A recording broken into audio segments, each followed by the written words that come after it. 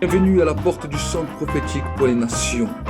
L'objectif que le Seigneur nous a donné, c'est que tu puisses chercher ardemment la présence du Saint-Esprit là où tu es, que le feu de Dieu puisse se répandre abondamment sur ta vie et que la grâce de Dieu puisse se manifester. Les multitudes ne rassasieront jamais ton âme, mais la présence de Dieu fera de toi l'homme ou la femme le plus heureux de la terre. Alors cherche avec nous sa présence, cherche avec nous ardemment le Saint-Esprit, et alors tu verras combien le feu de Dieu descendra sur toi. Je vais essayer d'avancer, on ne peut être vraiment trop pressé pour que nous puissions tous comprendre. Alors, je vais commencer par parler de ma propre expérience. Parce que ici, il est clairement, on parle clairement de xénophobie. Amen. Là, alors, je vais expliquer ce que c'est la xénophobie. La xénophobie, c'est, ça vient du grec, et ça vient de xénos, qui est étranger, et phobos, qui veut dire phobie, donc peur. En fait, c'est la peur, la crainte, le mépris, le rejet de l'étranger. Amen. Et dans notre actualité, parce que j'écoute un peu la radio, j'essaie de ne pas trop écouter parce que sinon vous êtes vite... mais j'écoute parfois la radio pour m'informer. Et bien aimé, nous sommes en plein dedans. Entre l'extrême droite, qui est en train de mettre la pression sur la France, et pas seulement sur les pays européens et autres, entre les autres de l'autre côté qui combattent ces choses-là avec des moyens un peu sournois, entre les étrangers par-ci, les identitaires par-là, les pro-trucs, les pro-ça, nous sommes en plein dedans. La France a besoin de l'évangile de paix. Cet évangile de paix apporterait la paix en France. Ce n'est pas la politique, ce n'est pas les réseaux sociaux, parce que ces réseaux sociaux ne nous rendent pas vraiment sociables ou sociaux. Ils sont censés nous rendre sociaux, mais ils nous rendent asociaux même. Nous sommes tous comme ça dans le bus, tous comme ça dans les salles d'attente, tous comme ça, on ne se parle plus, on ne se découvre plus, on s'en fout de l'autre. Associable. Mais réseaux sociaux, bon, c'est paradoxal. Et alors, je pense qu'il est vraiment important d'en parler. Je vais parler de moi-même, d'abord, parce qu'il est bien de parler, de dire Dieu, Dieu, Dieu, mais il faudrait que vous puissiez comprendre. Alors, je suis de couleur noire. Je pense que ça se voit. Je pense que ça se voit. Je suis né en Alsace, donc je suis aussi alsacien. Comme Mireille. Je suis aussi alsacien. Et je suis fier de l'être. J'aime l'Alsace. Et je suis né à Strasbourg. En grandissant, j'ai connu le rejet par le racisme. J'ai connu les critiques à l'école. J'ai connu les bamboulas. J'ai connu les... tu ressembles à un singe, tu as un gros nez, tu as des grosses lèvres. J'ai connu... tu ressembles à King Kong. J'ai connu... ami, dans le noir, on ne te voit pas, mais si tu souris, on te verra. J'ai connu les... Alors, en plus, je m'appelle Ami. Donc, en plus de ça, j'avais encore les blagues genre ami, t'es mon ami, t'es pas mon ami. Donc, en grandissant, c'était assez compliqué. Là, je vous en parle avec beaucoup de recul. Et donc, je peux en rigoler. Par contre, ce que ça a pu créer en moi, ce n'est pas vraiment très drôle. Parce que, parfois, lorsque nous faisons des critiques, des remarques, des blagues, on ne se rend pas compte de la portée de nos propos. Ce qui peut blesser, voire tuer, ou voire créer des mercenaires, créer des fous. Je vais en parler après. Alors, je me suis dit, bon, en grandissant, c'était à l'école, on était petits, mais ça a continué. Et même dans le monde du travail. Je travaillais, je me rappelle, dans l'entreprise Lily France. Je ne sais pas si quelqu'un la connaît. Ouais. Alors, lorsque j'y travaillais en tant qu'intérimaire pour mon mariage. Lorsque j'y suis entré, j'ai fait 1 mois, 2 mois. Et au bout de ces 1 mois, 2 mois, bon, j'ai fait 6 mois en tout, 6 ou 8 mois en tout. Mais au bout de ces 1 mois, 2 mois, j'ai remarqué une chose. J'ai remarqué que nous étions à peu près 1500 personnes, mais que j'avais vu 2 ou 3 noirs dans ces 1500 personnes. Et effectivement, ce n'est pas ces noirs-là que j'ai pu rencontrer, mais c'était même des gens d'une autre couleur que moi qui me disaient « Attention, ici, il y a des racistes ». Alors, je n'ai pas fait long feu avant de le voir, avant de le subir. Alors, c'était parce qu'on mangeait ensemble à table. Je devais rester avec l'équipe pour ne pas être à part, c'est normal. Et là, c'était à tout voir, tous les jours. Des blagues, des blagues. Alors un jour, 2 jours, 3 jours, 4 jours, 1 semaine, 2 semaines. Au bout du temps, j'ai commencé à me dire, qu'est-ce qu'il y a avec les Noirs? Est-ce qu'il y a un problème? Est-ce qu'il y a un souci? Pour que ça revienne tout le temps, les Noirs, vous les Noirs, mais vous, ah oui, tu ressembles au café, ah oui, et je me disais, mais c'est quoi votre problème? J'ai dit, Seigneur, mais c'était comme ça à l'école, c'était comme ça au collège, au lycée c'était comme ça, à l'université, c'est comme ça maintenant dans le travail, qu'est-ce qui se passe?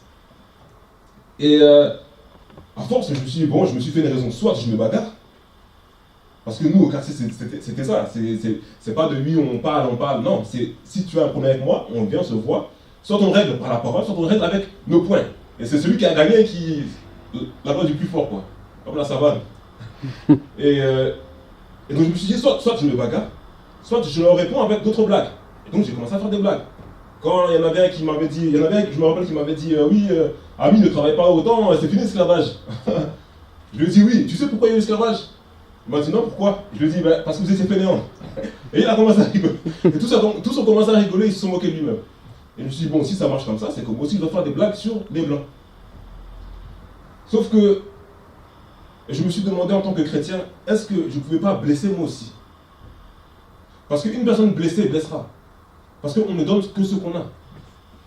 Si tu es blessé, et que tu ne t'en rends pas compte, et que tu ne soignes pas ça à la lumière de la parole de Dieu, un jour tu blesseras quelqu'un. Et je pense avoir blessé des personnes.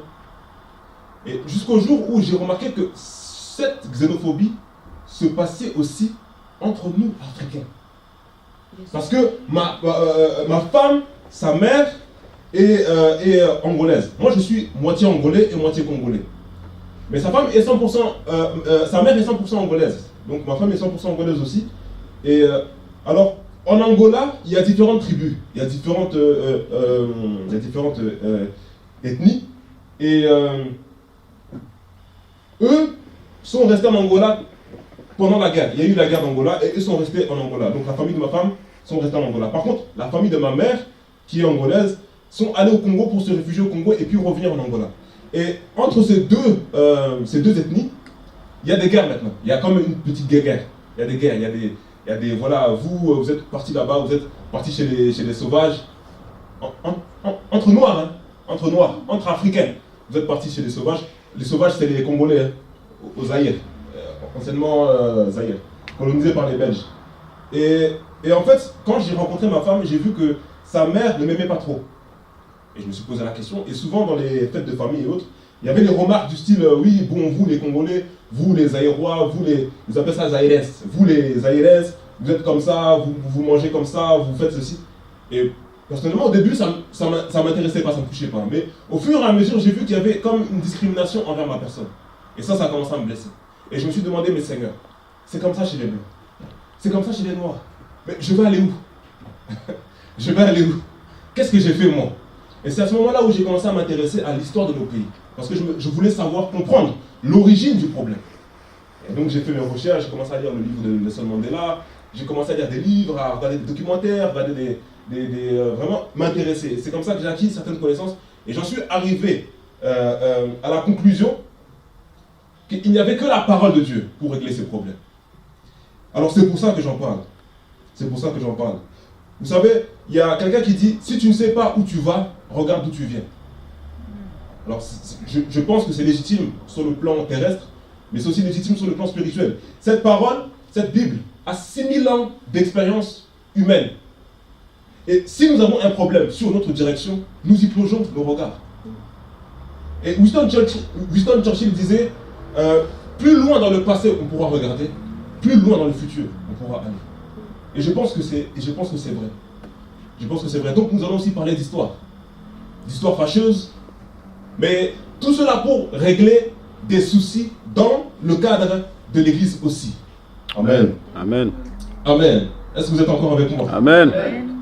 Alors, dans Exode 1, le verset 8 à 10, nous allons, je vais le lire rapidement. Exode 1. Exode 1. Alors, si prédicateur, tu ne sais pas où est Exode, c'est compliqué pour toi. Exode 1, le verset 8 à 10. Je lis la parole de Dieu. Un nouveau roi parvint au pouvoir en Égypte, un roi qui n'avait pas connu Joseph. il dit à son peuple, voilà que les Israélites forment un peuple plus nombreux et plus puissant que nous. Ici, jusqu'ici, il n'y a pas de souci. Alors, allons, montrons-nous habiles vis-à-vis de lui. Pourquoi? Empêchons-le de devenir trop nombreux, car en cas de guerre, il se joindrait à nos ennemis pour nous combattre et sortir ensuite du pays. Qui t'a dit ça? Qui t'a dit que ces Israélites allaient le faire? Qui t'a dit ça? Bien aimé, l'ennemi n'attaque pas le corps. L'ennemi attaque ici. Ici. Et c'est la base. C'est la raison pour laquelle Israël a été en Égypte en captivité pendant 430 ans. C'est la xénophobie. Ce roi un jour s'est levé, il a constaté qu'Israël devient trop nombreux. Et il devient plus puissant que nous. Donc un jour il pourrait se retourner contre nous. Mais frère, qui t'a dit ça? C'est ce qui s'est passé. Et bien aimé, trop souvent nous grandissons avec des a priori, avec des stéréotypes, avec des idées reçues de nos parents, de nos grands-parents sur les autres. Je me rappelle, je vais les dénoncer. Désolé, je vous aime bien, mais je vais vous dénoncer. Mes parents me disaient souvent, fais attention avec telle race. Fais attention avec telle personne. Ils sont comme ça. Fais attention avec les blancs. Ils sont comme ça. Fais attention avec les arabes. Ils sont comme ça. Fais attention avec telle personne. Et en grandissant, c'est ce que nous acceptons. Parce que nous voyons nos parents comme des modèles. Alors nous acceptons de grandir comme ça. Et vous verrez un enfant de 5 ans dire à un autre enfant, oui, toi tu es comme ça. Mais qui t'a dit ça? Mais mon papa m'a dit ça. Et vous verrez après des jeunes aller dans des groupuscules identitaires pour aller se battre avec d'autres groupes ou quoi, à cause de l'identité. Mais d'où vient tout cela? C'est Johnny Hallyday qui disait, j'ai créé tous les drapeaux, j'ai fait ça, lorsque vous faites la guerre, je dis bravo, lorsque vous vous trouvez la peau, je dis encore. C'est son maître. Son maître, ça tombe. Amen. D'où viennent toutes ces choses, bien-aimés? D'où viennent ces choses? Alors, nous allons continuer. L'histoire est toujours racontée par les vainqueurs. À l'école, je me rappelle, moi j'ai découvert l'Afrique à l'école. Parce que je suis né ici, j'ai grandi ici. Et tout ce qu'on vous dit de l'Afrique, on vous parle de l'esclavage. Et un peu de la colonisation. C'est tout. Alors, en tant que Noirs africains, en France, c'est assez difficile. Parce que vous vivez le rejet ici, et tout ce qu'on vous apprend sur vous-même, c'est quelque chose de petit, quoi. Vous étiez esclaves, vous étiez comme des chiens. Est-ce que vous savez que pas plus de 100 ans, hein, c'était en 1932 ou 38, il y avait un zoo, ici. Il y avait un zoo dans lequel il y avait des Africains dans des cages. C'était pas plus de 100 ans. C'était pas plus de 100 ans en arrière. Les Africains dans des cages. L'histoire est écrite par les vainqueurs. Alors, je vais parler aux Européens, mais je vais aussi m'adresser aux Africains. Parce que souvent on nous a dit, oui, non, les Blancs sont venus coloniser, les Blancs sont venus mettre en esclavage. Les Européens ont débarqué en Afrique.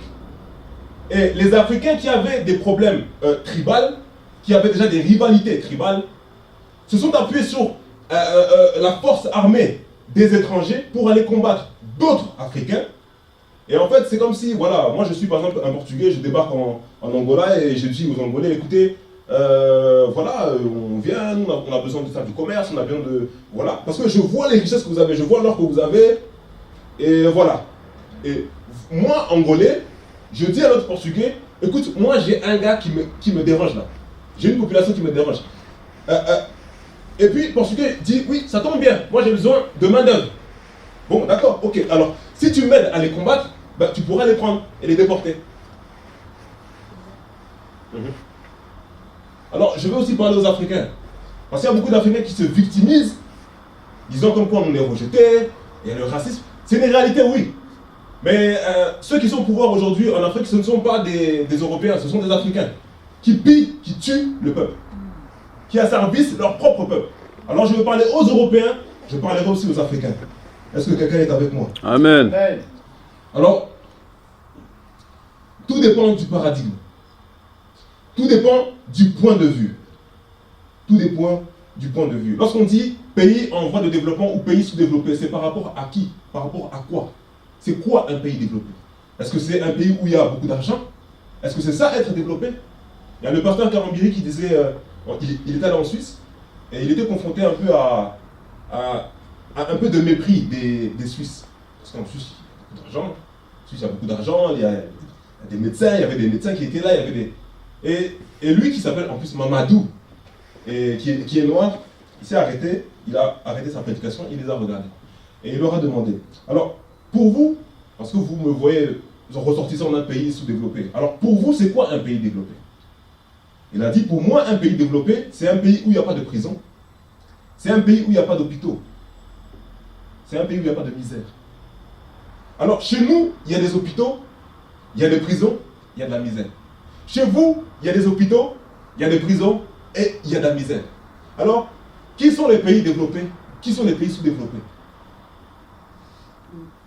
Tout dépend du paradigme, du point de vue. Moi, je suis noir, l'autre est blanc. Alors, moi, chez nous, on fait comme ça. Chez vous, ils font comme ça. Vous faites comme ça chez vous. Alors, nous, on est meilleurs que vous. Moi, je suis blanc. Vous, vous êtes noir. Chez nous, on fait comme ça. Et chez vous, vous faites autrement. Nous, on est meilleurs que vous. Alors, de mon point de vue à moi, tout ce qu'on fait chez nous, j'ai grandi avec ça, c'est ma culture. Alors, elle est meilleure que la vôtre. Et de mon point de vue à moi, africain, ma culture est meilleure que la tienne. Helléniste contre juif. Et ça recommence, ça recommence, et ça recommence. Et cela crée une forme de rejet. Alors, je vais revenir à ce que je disais avant. Cela crée une forme de rejet si par malheur, vous avez une origine étrangère. Vous êtes directement rejeté, parce qu'ici, on est en France. Patrie, la patrie veut dire la terre des ancêtres. Je ne pense pas que les ancêtres de la France sont noirs. Donc ma patrie est plutôt le Congo et l'Angola. La patrie des Bretons, la patrie des Alsaciens, la patrie des Ch'tis, c'est la France. C'est la Gaule, ce sont les Gaulois. Amen. Amen. Jusqu'ici, vous êtes avec moi. Amen. Alors, qu'est-ce que le rejet peut créer? Le rejet peut créer Adolf Hitler. Il y a des spéculations qui disent qu'il aurait des origines juives. C'est drôle, hein? Et apparemment, il aurait été maltraité par son papa. Et ce rejet-là, donc ces blessures-là auraient causé Adolf Hitler. Éric Zemmour est un juif d'Algérie. Alors, je ne sais pas, quand on parle d'étrangers, on parle de quoi? On parle de qui? Alors, je ne sais pas ce qu'il a vécu lui aussi. Je me rappelle sur un plateau télé, il parlait avec une femme d'origine africaine. Et elle s'appelait Assiatou, je ne me rappelle plus, elle avait un nom en tout cas africain. Et il lui disait, ton nom, tu devrais le changer, parce qu'il ne fait pas, il n'a pas connotation française.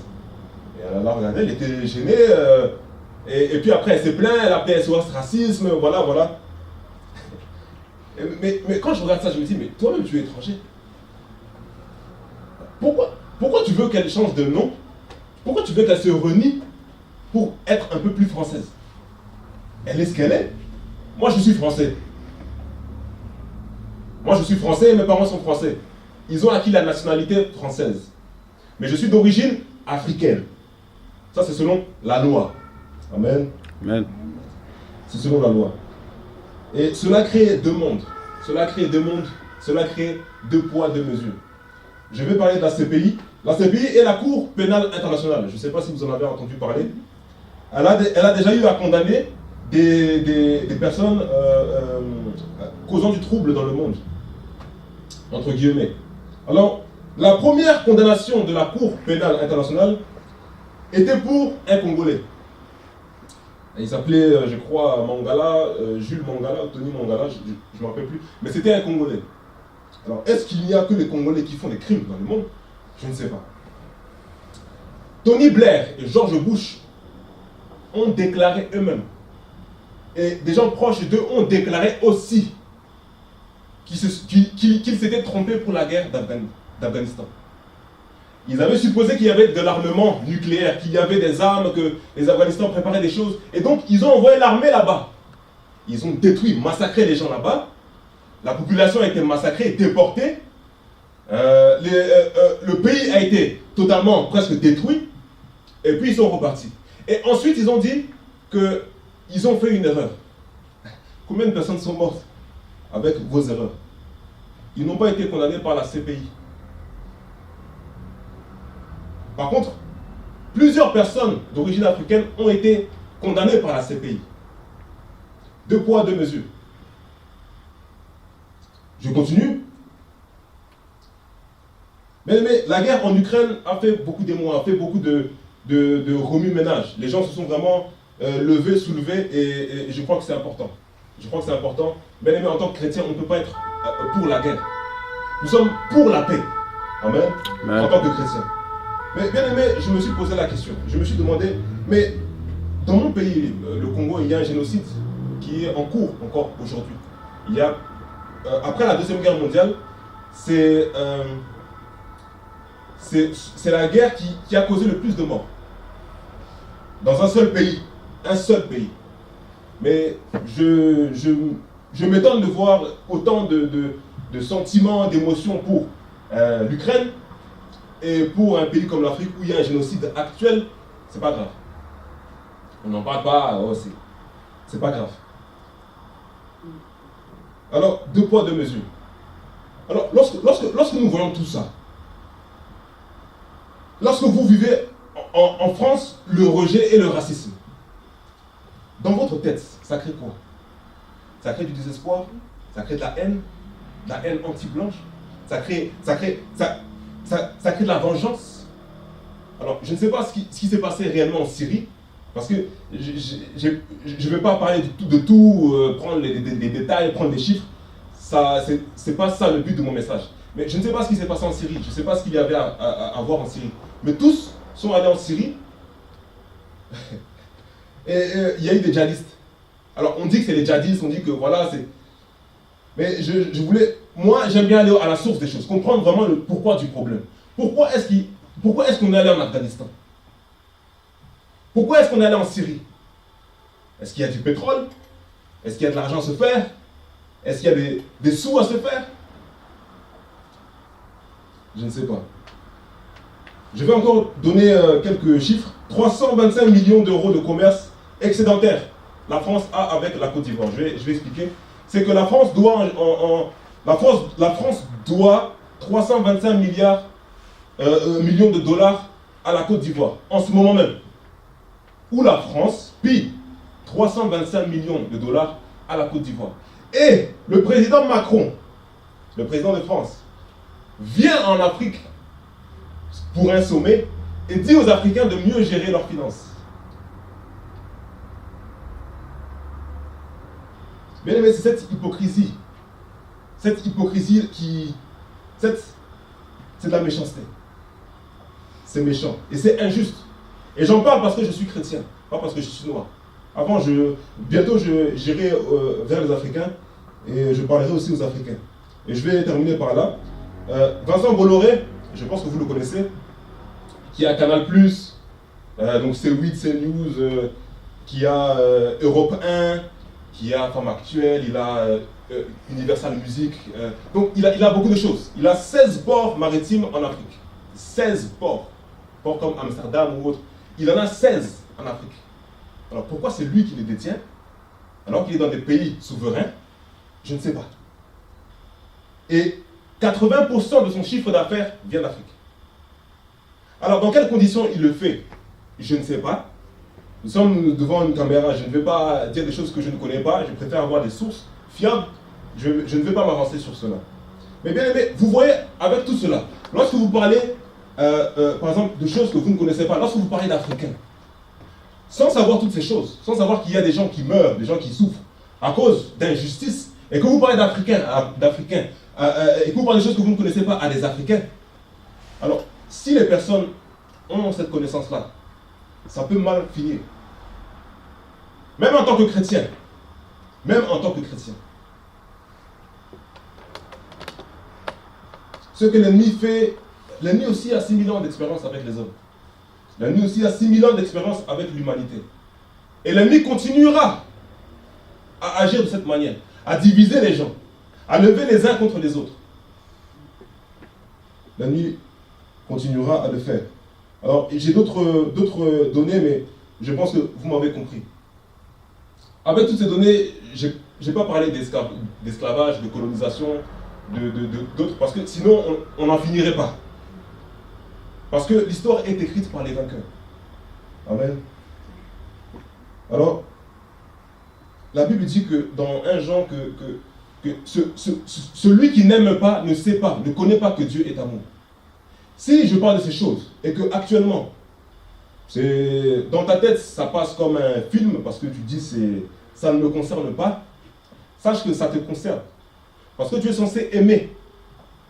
Qu'est-ce que l'amour? L'amour supporte tout. L'amour croit tout. L'amour fait du bien. La compassion, c'est de compatir, c'est de prendre la douleur de l'autre et de la prendre pour toi aussi. Il y a quelqu'un qui disait que le mal qui est fait à une personne, c'est un mal qu'on fait à toute la planète, à toute la Terre. Et moi, je crois cela aussi. Alors, je vais m'adresser aussi aux Africains. Alors, Africains, j'aimerais que vous puissiez m'écouter. C'est un Africain qui vous parle. Le rejet de soi, c'est l'aliénation. Lorsque, à cause du rejet qu'il y a dans ce monde envers les Africains, que vous-même, vous rejetez, vous devenez aliéné à vous-même.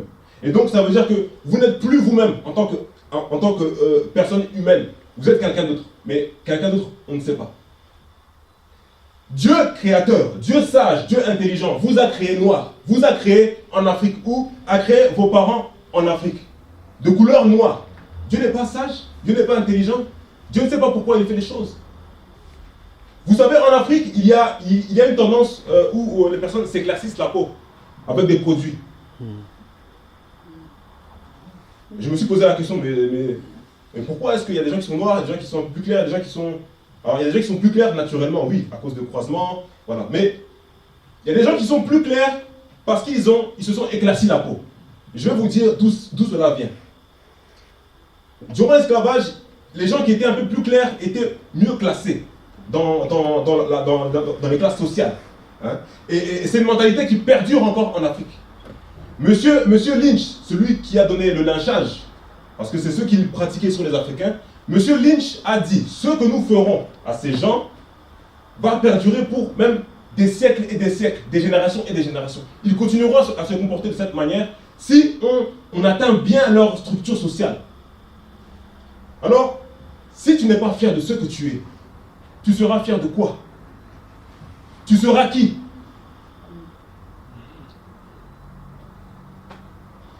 Il y a le manque de considération pour son propre pays, il y a l'aliénation, J'aimerais dire aux Africains, souvenez-vous que, parce qu'il y a beaucoup d'Africains qui se plaignent, souvenez-vous que les Égyptiens qui ont pris ces Juifs en esclavage étaient noirs. Ils étaient noirs. Ils ont fait ça au peuple de Dieu. 430 ans d'esclavage. Combien d'années ont été les noirs en esclavage? Peut-être 400 ans. Œil pour œil, dent pour dent.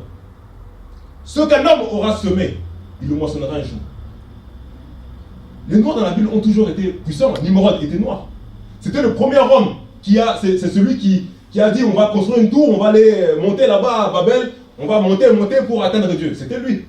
Il était noir. Sans parler de Mensa, des hommes puissants, des hommes grands, il y en a eu dans la Bible. Noirs. Jéthro était noir. C'est Jéthro qui a sauvé Israël de la mort en conseillant Moïse. Moïse a été sauvé 2 fois de la mort par des noirs. D'abord par sa propre femme, parce que Dieu l'envoie en Égypte, aller délivrer Israël. Et sur le chemin, Dieu vient encore pour le tuer, parce que ses enfants ne sont pas circoncis. Qui les a circoncis? Sa femme. Et elle a jeté les prépuces de ses enfants sur lui, en disant, tu es pour moi un mari de sang. Jéthro vient, il voit comment Moïse fait. Il se dit, beau-fils, viens. Si tu continues, et toi, et le peuple, vous allez mourir. Mais des gens capables, pour contrôler tant de personnes, essaient de décentraliser. Moïse a écouté, et Israël a continué. Et j'en passe. Donc, arrêtez de croire que Dieu a oublié les Africains. Arrêtez de croire que Dieu n'aime pas les Africains.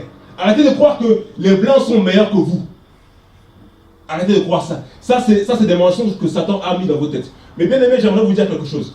Entre des personnes qui servent Dieu et des personnes qui sont dans la sorcellerie, des personnes qui s'attachent au vaudou, des personnes qui s'attachent aux pratiques ancestrales, des personnes qui s'attachent aux cultures démoniaques, Dieu va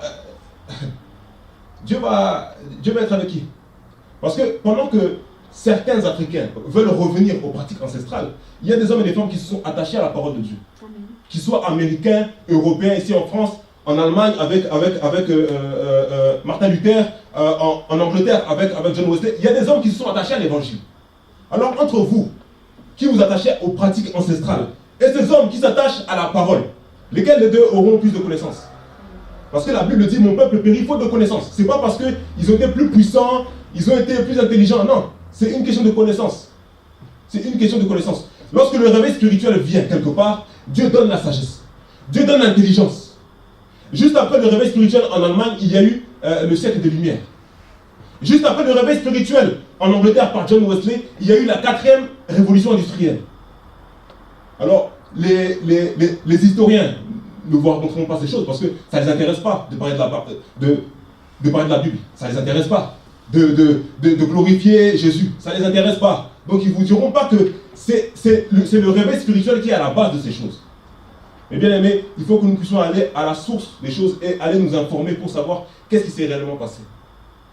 La parole de Dieu donne la sagesse, donne l'intelligence, donne des capacités incroyables. Alors j'ai vraiment une bonne nouvelle pour les pays africains. Attachons-nous à la parole de Dieu. Attachons-nous à la parole de Dieu. Arrêtons de blâmer les autres. Arrêtons de dire oui, non, c'est lui. Attache-toi à la parole de Dieu.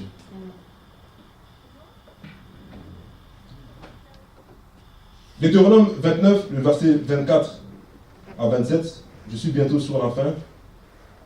Deutéronome 29, le verset 24 à 27. Je vais lire la parole de Dieu. On répondra, c'est parce qu'ils ont abandonné l'alliance contractée avec eux par l'Éternel, le Dieu de leurs ancêtres, lorsqu'il les a fait sortir d'Égypte.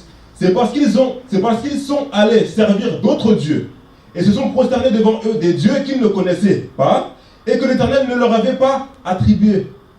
Alors la colère de l'Éternel s'est enflammée contre ce pays et il a fait venir sur lui toutes les malédictions écrites dans ce livre.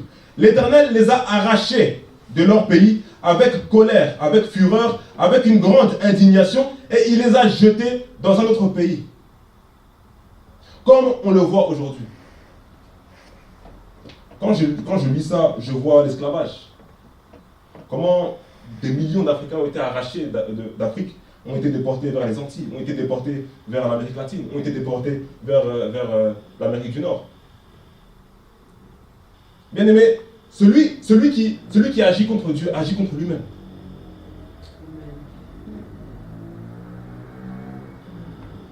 Celui qui agit contre Dieu agit contre lui-même. Dieu nous a créés.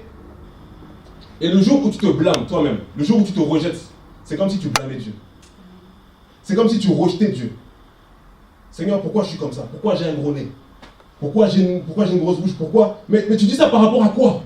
Qui a un nez normal? Qui? Ça fait rire, mais qui? Pinocchio. Bien aimé, il y a les Asiatiques qui ont des yeux bridés. Bien aimé, la diversité, c'est une richesse. Amen. Si tout le monde est pareil, mais où irait le monde? Mais alors pourquoi vouloir être ou ressembler comme les autres? Aujourd'hui, c'est maintenant ici, on commence à faire le botox ou les chirurgies plastiques ou autres pour avoir des plus grosses lèvres. Tout le monde a l'envers. Franchement, les hommes, on est comme fous, quoi. Bien aimé, il faut s'aimer. Il faut s'aimer soi-même d'abord. Quand Dieu vient dans une vie, il vient pour rétablir, il vient pour restaurer d'abord. Amen. Toi, il te restaure. Et ensuite, toi, il t'envoie pour aller restaurer. Amen. Lorsqu'il nous envoie, allez et faites de toutes les nations des disciples, c'est d'abord toi, tu veux être disciple. D'abord, toi, tu es restauré. D'abord, toi, tu es restauré dans ton identité.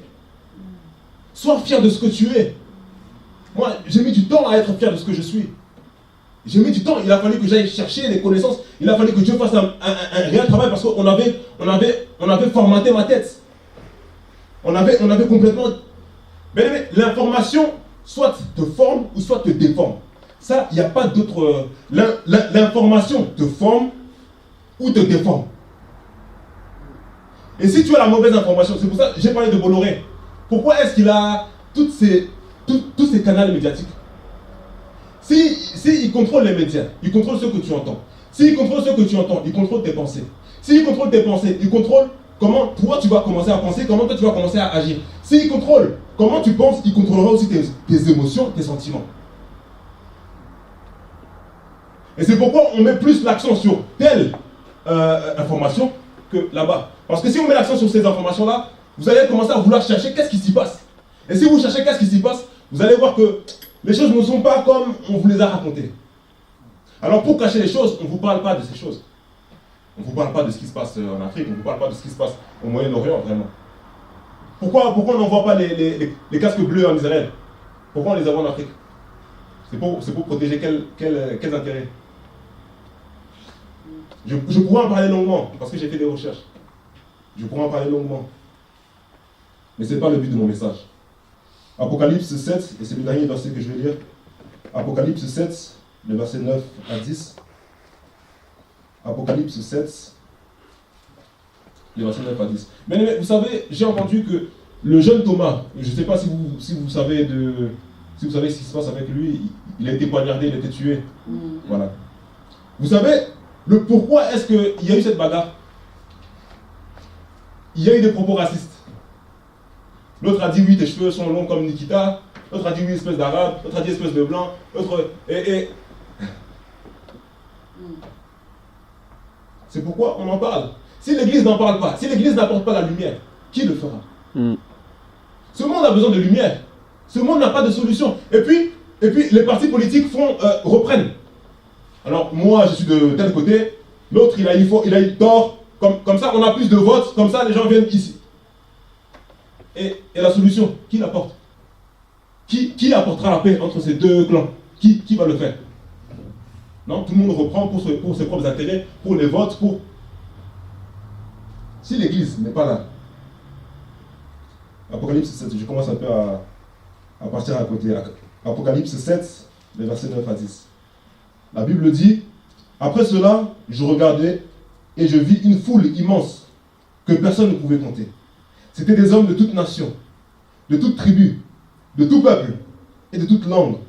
Ils se tenaient debout devant le trône devant l'agneau, habillés de robes blanches, des feuilles de palmier à la main, et ils criaient d'une voix forte, le salut est à notre Dieu, qui est assis sur le trône et à l'agneau. Amen. Amen. Amen. Mais il y a encore de l'espoir. Il y a encore de l'espoir. Le réveil d'Azusa Street nous a montré que même en temps de ségrégation en Amérique, même lorsque les Noirs et les Blancs ne pouvaient pas demeurer ensemble, lorsque les toilettes des Blancs et des Noirs étaient séparées, en ces temps-là, en 1900, au début du XXe siècle, un pasteur noir avait soif du Saint-Esprit. Et ils ont commencé à prier ensemble. Le réveil a éclaté. Des hommes noirs et des hommes blancs se sont réunis ensemble pour prier un seul Dieu.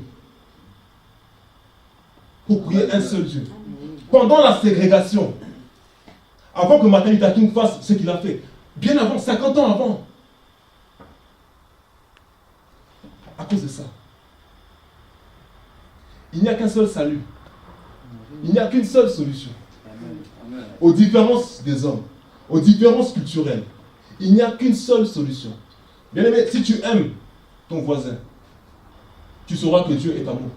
Et tu as réellement Dieu en toi. La Bible dit que nous verrons qu'ils sont fils de Dieu seulement s'ils voient l'amour en nous. Qu'est-ce que l'amour? L'amour, c'est respecter son voisin. L'amour, c'est respecter les différences de son voisin. Parce qu'il y a plus de choses qui nous unissent. Il y a le sang de Christ qui nous unit. Parce que nous sommes participants de la nature divine et nous sommes participants du même corps. Nous sommes dans le même corps. Tout dépend de ce que tu vois chez ton voisin. Alors j'aimerais que tu puisses regarder le voisin ou la voisine que tu as à côté de toi. Oui, c'est vrai. Regarde-le bien. Il est différent de toi. L'autre a les cheveux longs, l'autre a les cheveux courts, l'autre a un gros nez, l'autre a des gros yeux, l'autre a des petits yeux, l'autre a les yeux bridés. Moi je suis dressé. Et tout ça là, bientôt, pas plus de 100 ans, bientôt nous serons devant le trône de l'agneau. Et nous allons dire tous ensemble, gloire, gloire, gloire à l'agneau. Pourquoi? Parce que Dieu seul peut faire cela. Mais il ne fera pas seulement cela quand on sera là-bas de l'autre côté. Il peut le faire ici. Et c'est sa volonté. Amen. Est-ce qu'on peut acclamer le Seigneur? Amen. Alors nous allons prier. Beaucoup d'églises se sont arrêtées au premier problème de l'église primitive. Beaucoup d'églises se sont arrêtées là parce qu'ils n'ont pas su trouver une solution à ces problèmes. Et donc c'est pour ça que vous voyez des églises congolaises, vous voyez des églises asiatiques, vous voyez des églises françaises, vous voyez des églises brésiliennes. Parce que c'est difficile, c'est pas facile. Il faut beaucoup d'humilité pour accepter l'autre. Il faut beaucoup d'humilité, il faut beaucoup d'amour. Et seul l'évangile de paix peut nous apporter ces choses. Alors nous allons prier, nous allons demander vraiment au Saint-Esprit de pouvoir nous transformer, nous changer. Que nous puissions aller au-delà des barrières. Aller au-delà des barrières que Satan veut nous imposer dans ce monde. Satan veut imposer des barrières dans ce monde et lève les hommes les uns contre les autres. Mais cela ne viendra pas contre l'Église. La Bible dit que sur cette pierre, je bâtirai mon Église. Et le séjour, les portes du séjour des morts ne prévaudront point contre elle. Alors nous allons prier. Seigneur, aide-nous, Seigneur mon Dieu, mon roi. Seigneur, c'est ta parole qui nous permet, Seigneur mon roi, d'aller de l'avant. C'est ta parole qui nous permet de régler les problèmes, de pouvoir apporter des solutions, d'être des solutions dans ce monde. Tu as dit que nous sommes le sel de la terre, que nous sommes la lumière du monde. Mais si le sel perd sa saveur, si nous aussi nous agissons comme le monde, si nous aussi nous nous limitons comme le monde, Seigneur, à quoi est-ce qu'on pourra rendre, Seigneur, la saveur du sel? Comment pourrons-nous, Seigneur, apporter, Seigneur, la lumière au monde si nous sommes comme ténèbres comme eux? Si nous sommes ténèbres comme eux, Seigneur mon roi, nous voulons, Seigneur, aimer comme toi tu aimes. Aide-moi à, Seigneur, considérer mon frère comme, Seigneur mon roi, Père, toi tu veux que je le fasse. Aide-moi à aimer comme toi tu veux que j'aime. Aide-moi à voir mon frère comme supérieur à moi. C'est ce que tu me dis dans Romains. Aide-moi, Seigneur mon roi, Père, à rivaliser d'estime réciproque, Seigneur mon roi. À aimer, Seigneur mon roi, Père, parce que toi tu aimes. Aide-moi à aller au-delà des barrières. Aide-moi à aller au-delà de la haine. Aide-moi à aller au-delà, Seigneur mon roi, de la discrimination. Au-delà, Seigneur mon roi, des propos, Seigneur mon roi, qui peuvent me blesser. Aide-moi à aller au-delà, Seigneur, de ces choses. Aide-moi à aimer, Seigneur mon roi. À répondre, Seigneur mon roi, Père, à la haine par l'amour. À répondre, Seigneur mon roi, Père, à la méchanceté, Seigneur mon roi, par la bonté. À répondre, Seigneur mon roi, Père, par la haine par l'amour. À répondre à la haine par l'amour, Seigneur mon Dieu, mon roi. C'est à cela que toi tu nous appelles, Seigneur. C'est à cela que toi tu nous appelles, Seigneur mon Dieu, mon roi. Père, guéris ton église. Guéris, Seigneur mon roi, le corps du Christ. Guéris, Seigneur mon roi, Père, les blessures, les pensées, Seigneur mon roi, Père, cassées. Guéris, Seigneur mon Dieu, mon roi. Que tu puisses venir, Seigneur mon roi, Père, Papa, rendre debout, Seigneur mon roi, ce qui est brisé, ce qui est par terre. Au nom puissant de Jésus, viens restaurer ce qui est brisé. Viens ressusciter ce qui est mort. Si l'amour était mort, Seigneur, dans le cœur des frères et des sœurs, et ressuscite-le, Seigneur mon roi. Que ton nom soit béni, Seigneur mon Dieu, mon roi. Merci parce que tu es présent. Merci parce que tu es un Dieu d'amour. Amen. Amen. Est-ce qu'on peut acclamer le Seigneur à Jésus-Christ? Alors, je sais que c'était un peu long, mais que Dieu vous bénisse quand même. Je vais laisser la parole au prophète Walid et que Dieu puisse vraiment vous bénir. Amen. Acclamons pour le Seigneur. Alors qu'on a parlé hier soir ensemble encore, vraiment, le Seigneur m'a appuyé sur là. Et c'est vrai que souvent j'ai pu voir que, même moi-même en tant que serviteur de Dieu, à un moment donné, je me disais, mais Seigneur, comment ça se fait? Les personnes africaines ne viennent pas trop dans nos milieux, dans nos églises, alors que j'étais dans une église africaine. Au début de ma conversion, quand j'ai ouvert l'église, je me suis dit, mais comment ça se fait qu'il y a comme ça tout le temps des chocs de culture, c'est différent. Et en parlant avec le frère Ami m'a parlé justement de ce qui se passait dans l'église primitive. Et je me suis dit, mais c'est vrai, en fait, c'est de là que vient toute la racine.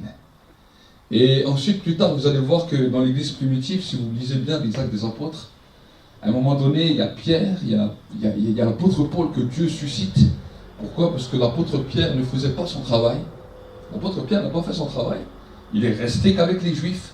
Et ça a posé un problème même dans l'église à Jérusalem, à un point que Dieu a suscité l'apôtre Paul. Et quand l'apôtre Paul a rencontré l'apôtre Pierre, au lieu que l'apôtre Pierre reconnaisse son erreur en disant non, c'est vrai, je me suis focalisé que sur les juifs et j'ai oublié tous les autres. Il lui donne la main d'association. Il dit, toi tu vas chez les non-juifs et moi laisse-moi les juifs. Mais c'est une euphorie. C'est pour ça que l'apôtre Paul a été connu plus que l'apôtre Pierre. Même si l'église catholique a pris Pierre, ils ont dit non, voilà, c'est Pierre, voilà. Non, l'apôtre Paul est connu plus dans le monde et a fait plus de travail que Pierre, parce que normalement c'est Pierre qui aurait dû faire ça. Et je crois que nous sommes dans un tournant. Vous savez, aujourd'hui tout le monde parle de réveil. Les églises africaines, françaises, brésiliennes, portugaises, espagnoles, partout tout le monde parle de réveil. Mais personne ne veut une unité entre les peuples.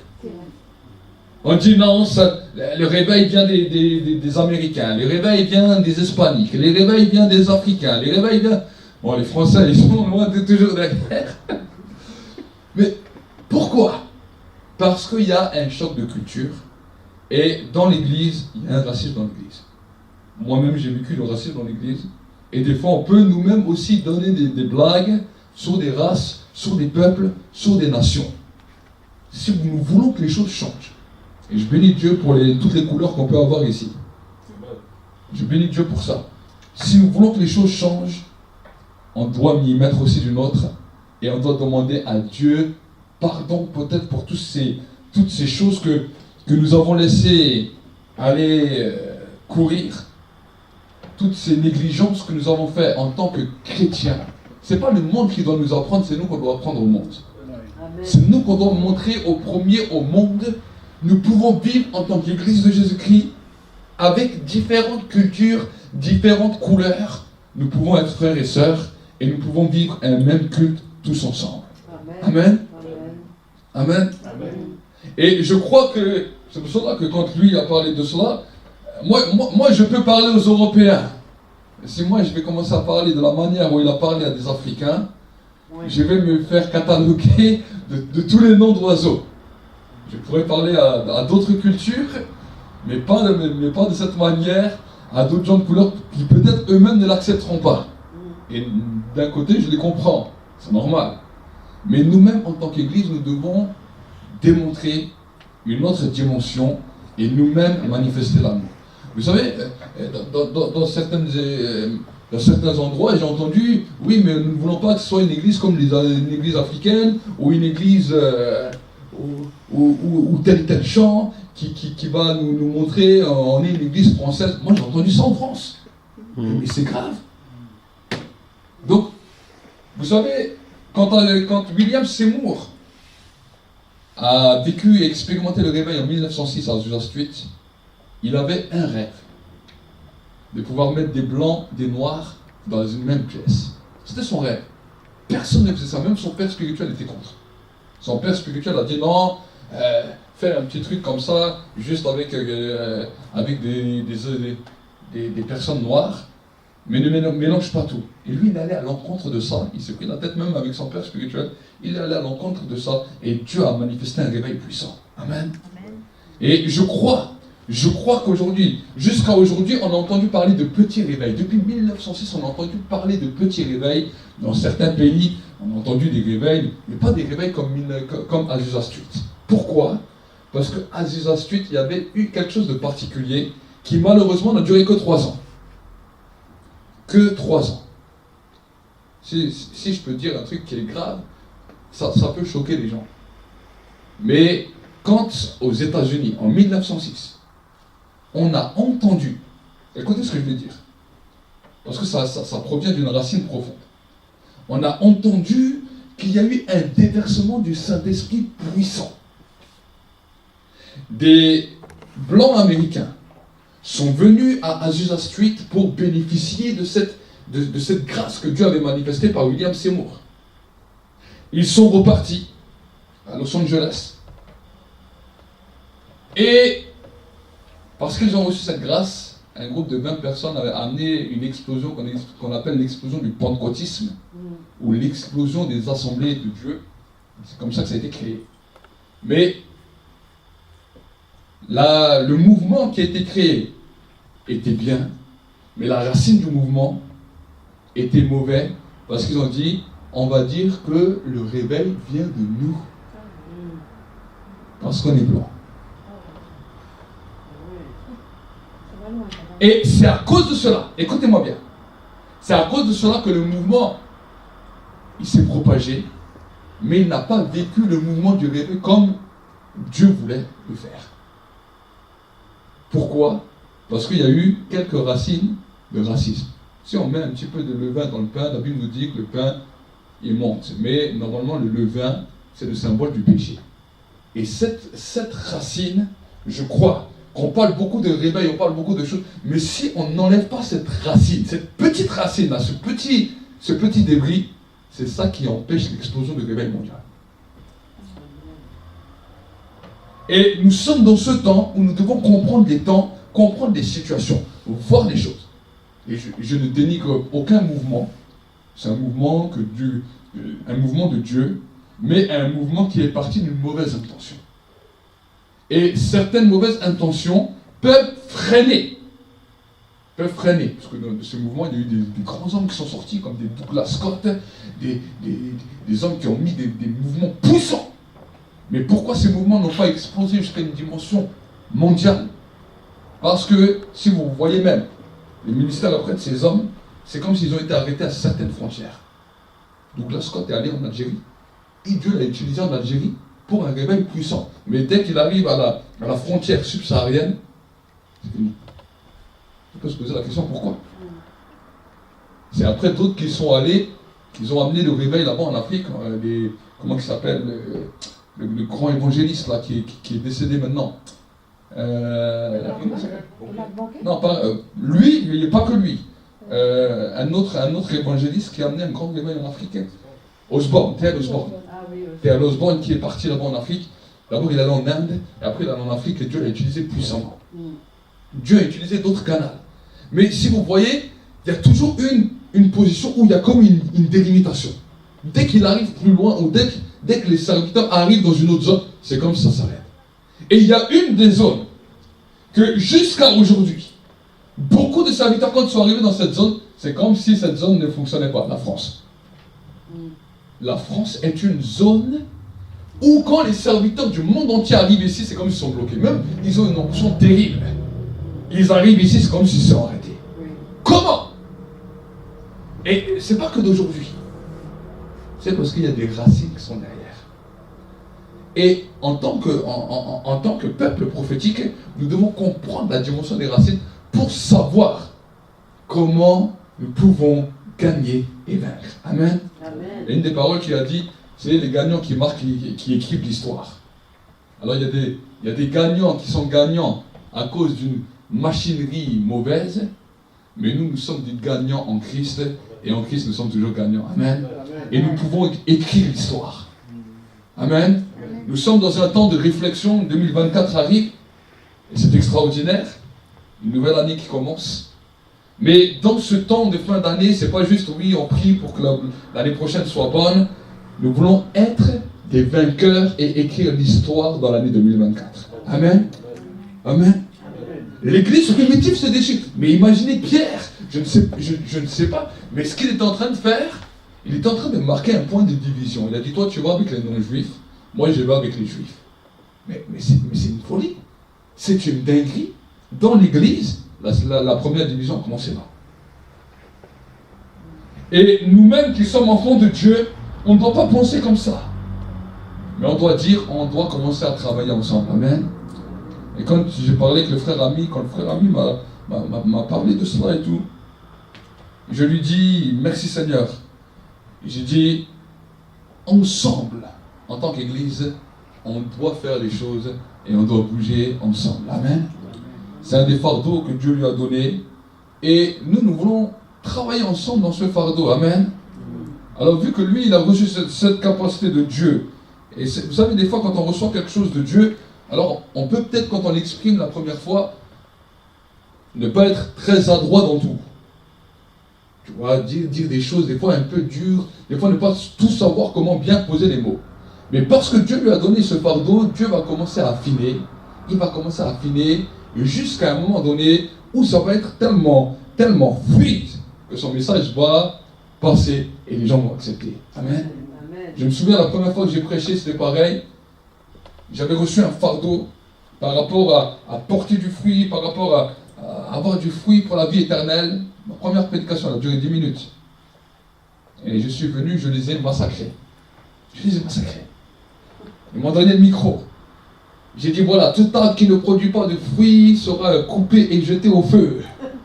J'ai dit si vous ne produisez pas du fruit et si vous n'allez pas chercher des âmes, vous allez tous en enfer. Il dit amen, gloire à Dieu. C'était mon premier message, ils étaient tous traumatisés. Assis sur la chaise.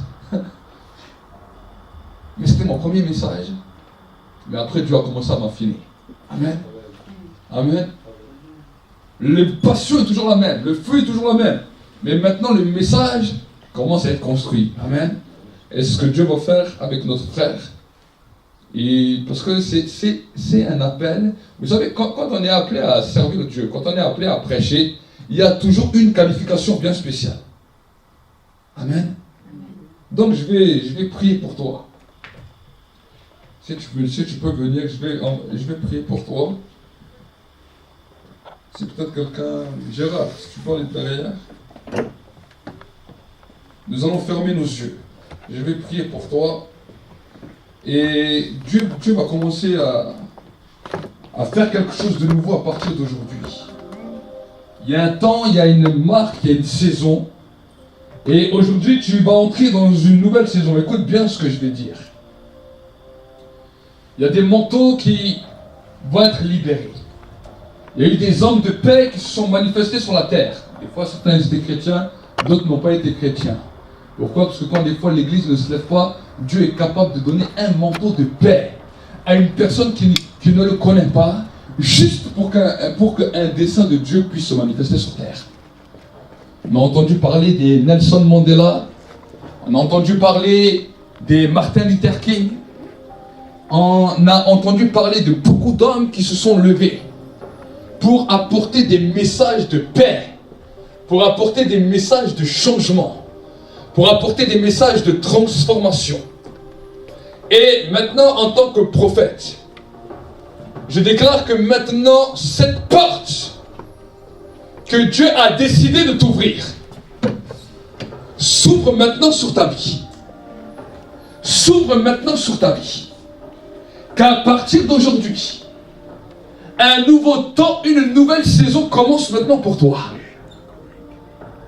Je prie que ça ne soit pas simplement une seule porte pour toi, mais que dans l'église, un changement nouveau commence à s'opérer.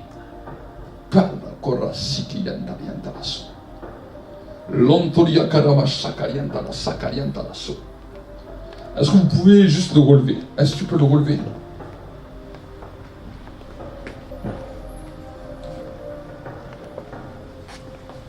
Je vois dans l'esprit beaucoup de personnes en train de crier paix. Je vois cela dans l'esprit. Et écoute ce que je te dis. Ce que ton père fait maintenant au Congo, qui travaille pour la politique, c'est une porte que Dieu est en train de t'ouvrir. Il est en train de travailler pour toi. C'est un chemin qu'il est en train de tracer pour toi. Pourquoi? Parce que quand demain tu vas commencer à parler, pas seulement au Congo, mais dans différents pays, on ne t'appellera plus illégitime. Parce que Dieu te donne un droit pour pouvoir être un agent de paix et de réconciliation. C'est ce que j'entends maintenant sur toi. Un agent de paix et de réconciliation. Le Seigneur te dit, alors que ton père est là maintenant, en train de travailler à la politique là-bas, au pays,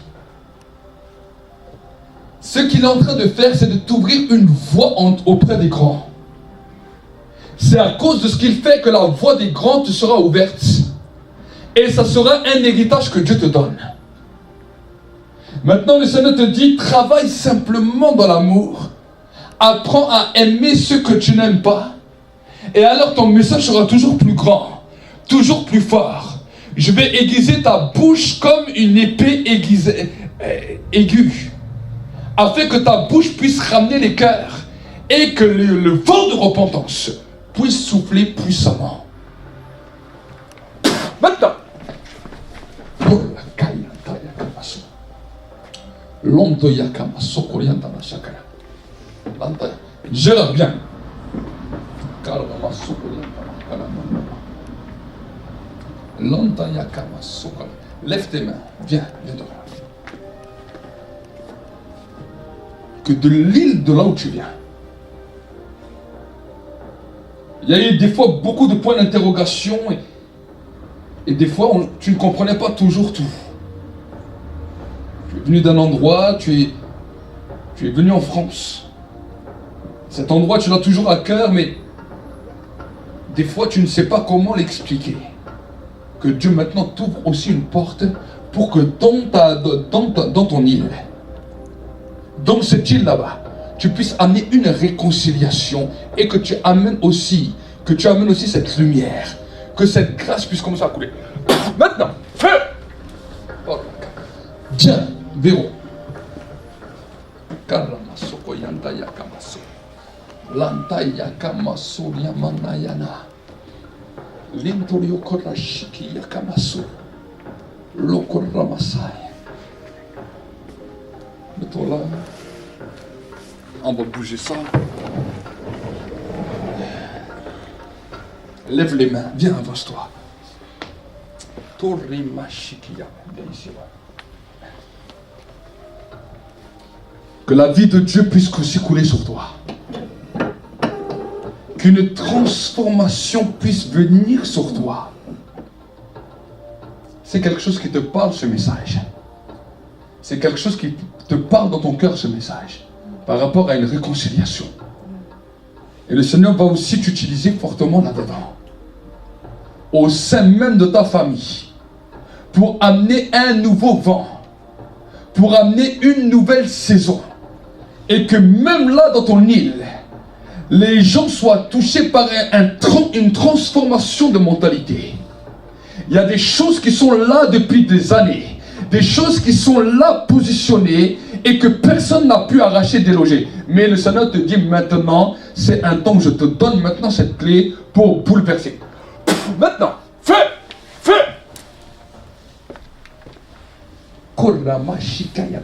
Maintenant, change Seigneur la pensée, le raisonnement, et que maintenant tu lui donnes une audace comme jamais. Au sein de sa famille. Au sein de sa famille. Qui va influencer toute cette île. La marque de la royauté est déjà sur ta famille. Mais maintenant, Dieu va commencer à te lever. Dieu va commencer à te lever d'une manière nouvelle. Dieu va commencer à bouleverser ta vie. Tu vas parler d'une nouvelle manière. Et quand tu retourneras là-bas, il y aura une onction royale qui sera sur toi. Et quand tu parleras, des choses nouvelles et étranges sortiront de ta bouche pour amener une révolution.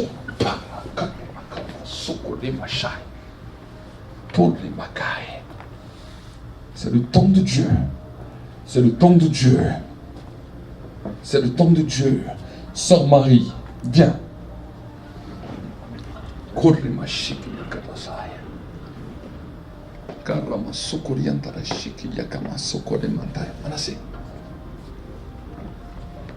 Lève les mains. Que même dans... C'est quelle île que t'es? La Réunion. Seigneur, que tout ce qui se passe à la Réunion, le combat contre l'évangile, la division, dans les églises même de la Réunion, je ne connais pas là-bas, je ne suis pas allé, mais j'entends dans l'esprit la division. Le diable a travaillé beaucoup à travers la division dans les églises. Pourtant là, ce n'est pas une question de couleur. Là, c'est une question de celui qui va être le plus grand que l'autre. Amen. Mais que Dieu amène un nouveau temps. Maintenant, Parakashai, Lokorima Siki Yakanai, Londriantara Shakaramai. Il y a un nouveau temps, une nouvelle saison. Nous qui sommes de l'église en France, Là, c'est comme si Dieu était en train de mettre un temps à part pour les îles, pour l'Afrique, pour tout ce qui a été méprisé. Aujourd'hui, en tant que Français, on veut demander pardon pour tous les pardons qui n'ont pas eu lieu. Pour tous les pardons que les hommes politiques n'ont pas su donner. Pour tous les mal qu'il y a pu y avoir. En tant que Français, je viens demander pardon. Dans le monde visible et invisible. Et je veux déclarer qu'à partir d'aujourd'hui, la blessure qui a amené la destruction entre les blancs et entre les noirs puisse s'arrêter. Là où ça saigne. Là où le diable a voulu détruire. Nous voulons appeler une réconciliation entre Dieu et les hommes.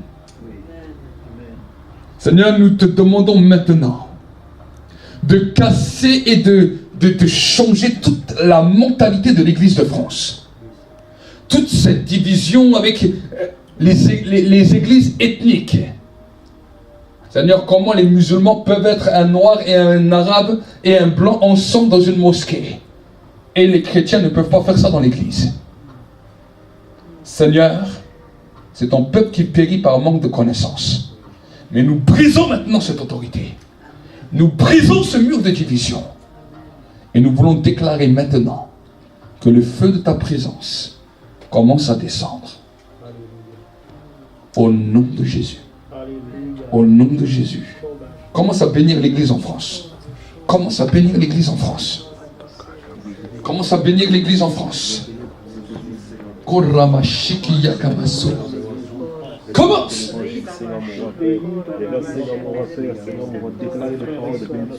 Que la bénédiction puisse couler sur l'église de France.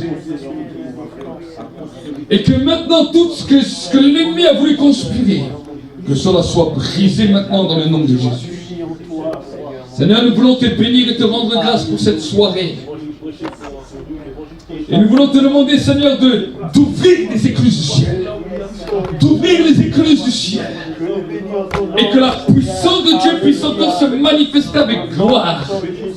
Seigneur, nous voulons voir dans l'église, Seigneur, dans cette église, nous voulons te demander pardon toutes les fois où le diable est venu à essayer de mettre la division dans les pensées, dans les raisonnements. Il n'y a pas une église de blanc ou une église de noir. C'est l'église de Christ, Seigneur. C'est l'église de Christ, Seigneur, mon Dieu, mon roi. Et nous voulons détruire et démanteler maintenant tout ce que l'ennemi a mis dans les cœurs, blanc et noir, jaune, toutes les couleurs, Seigneur, pourront célébrer, louer et adorer Dieu ensemble. Seigneur, nous voulons voir cela. Et nous voulons, Seigneur, batailler ce que l'ennemi a voulu poser dans les pensées, ce que l'ennemi a voulu poser dans les cœurs. Et nous voulons appeler ta gloire, que ta présence, Seigneur, et que ton unité soit libérée sur ton peuple.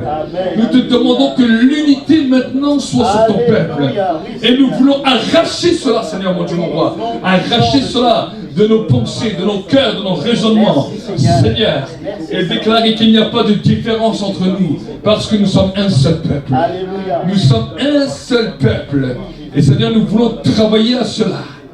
L'église primitive a été attaquée par cela. Mais nous ne voulons pas, Seigneur, nous ne voulons pas laisser un héritage mauvais à nos descendants. Mais nous voulons, Seigneur, mon Dieu, mon roi, amener la vie.